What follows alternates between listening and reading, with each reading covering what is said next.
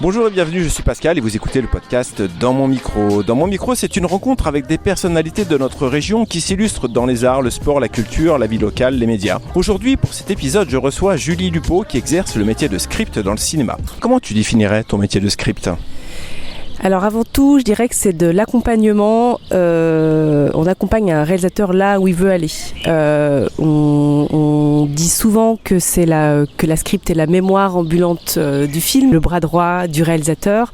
Parce que si un réalisateur, pour bien réaliser son film, doit surtout bien diriger ses comédiens et exprimer ce qu'il veut en termes de découpage, c'est-à-dire en termes de plan, la script est là pour veiller à la cohérence, la continuité et lui rappeler comme un petit garde-fou ce qu'il a fait avant, ce qu'il a fait après, le plan qu'on vient de faire et quelles sont ses intentions initiales, est-ce qu'il les a bien retranscrites ou pas.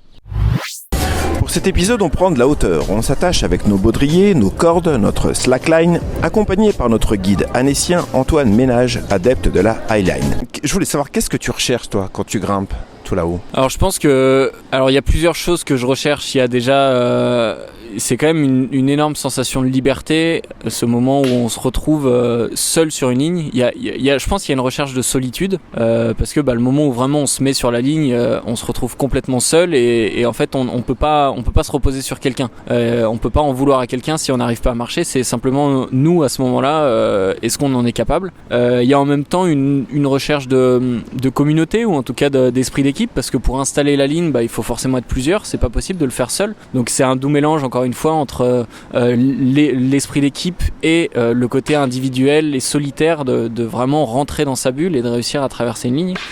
Donc ça, c'est une grande recherche. Après, il y a un côté dépassement mental. Moi, j'ai énormément appris sur moi. J'ai beaucoup grandi grâce à ce sport. Mentalement, il faut quand même vraiment aller au-delà de ce que le cerveau peut nous faire croire. Le cerveau, il va nous faire peur. Il va nous dire, mais c'est pas possible en fait. Tu peux pas marcher sur un fil au-dessus du vide. Et c'est à nous de le convaincre, c'est de lui dire, si, je vais le faire. Et ça, c'est le dépassement de soi et la maîtrise de soi. Ça m'a beaucoup appris. Pour cet épisode, je suis allé à la rencontre de mademoiselle Caroline. Alors pour commencer, Caroline, raconte-nous en quelques mots ton parcours dans la BD. Alors j'ai commencé par un petit éditeur de bande dessinée parce que j'avais pas de réseau, je connaissais personne et c'est lui qui a voulu m'éditer après des années de refus sous prétexte que j'étais une fille qui racontait des histoires de filles, donc ça n'intéressait personne bien sûr. Et puis après quand j'ai voulu faire un ouvrage sur la dépression qui compte beaucoup pour moi, je voulais le faire éditer chez un vrai entre guillemets éditeur de bande dessinée. En espérant avoir plus de presse, des dédicaces, des salons, tout ce qui est normal pour un auteur quand il sort un album. Donc je suis allée frapper à la porte de Delcourt et ils m'ont édité tout de suite. J'ai vraiment eu beaucoup de chance et maintenant je suis la quinzaine d'albums que j'ai faites est édité chez eux en majorité. Pour ce nouvel épisode, je reçois Jeanne Kless qui est à l'initiative du podcast Basilic. Alors pour commencer cette interview, pourrais-tu, toi, nous donner ta propre définition du podcast ?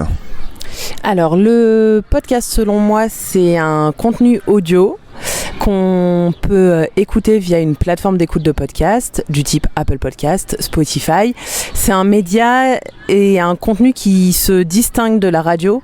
Donc moi je fais une grande différence entre les podcasts natifs qui sont des podcasts imaginés et conçus par des indépendants ou des studios mais qui ne sont jamais diffusés à la radio versus des replays de radio qui eux sont selon moi de simples replays d'émissions préexistantes. Pour ce nouvel épisode, je reçois le magicien Jérôme Elfenstein. Comment il s'est construit ton parcours artistique ? Eh bien, tout a démarré dans une petite école de cirque dans le quartier des Fins à Annecy. Voilà, j'avais des amis de mon école qui pratiquaient la jonglerie. Du coup, j'étais fasciné par ces trois balles qui volaient au milieu des mains comme ça. Du coup, je me suis inscrit à l'école et puis j'ai suivi cette formation des arts du cirque. Et il se trouve qu'il y a une des personnes dans la formation qui avait un gros bouquin de magie, qui est un monsieur qui s'appelle Patrick Page, un bouquin assez fastidieux avec peu d'images, beaucoup de textes.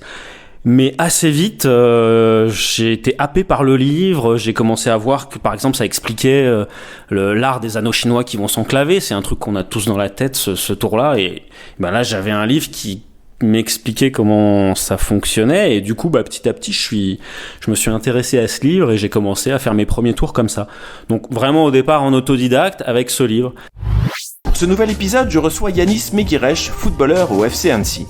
Parle-nous de ton parcours dans le milieu sportif. Comment tu as construit justement ton chemin dans le football ? Donc moi j'ai commencé à l'âge de 5 ans donc au SO Chambéry. Donc j'ai fait toutes mes classes jeunes donc dans ce club. À l'âge de 15 ans, j'ai signé au FC Annecy donc où j'ai pu évoluer aux différents niveaux régionaux.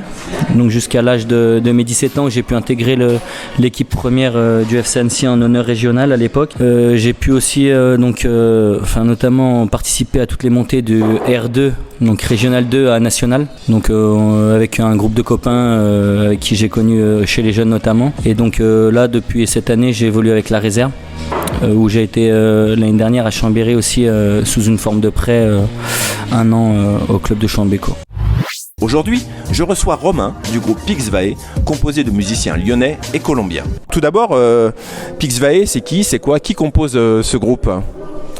Alors Pixvae, c'est 7 personnes actuellement, 3 Colombiens, Xiomara Torres, Juan Carlos Arechea qui va faire la masterclass avec moi ce soir, et Israël Quinones, et 4 Français, Margot Delatour, Damien au chant, Damien Cluzel à la guitare, Léo Dumont à la batterie et moi-même aux arrangements et au saxophone.